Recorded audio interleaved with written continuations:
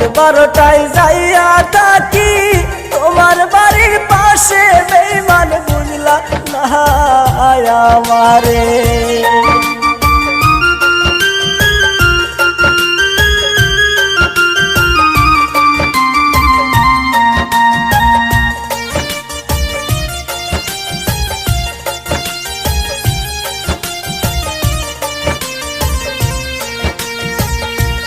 বাবাও থাকে মাওরে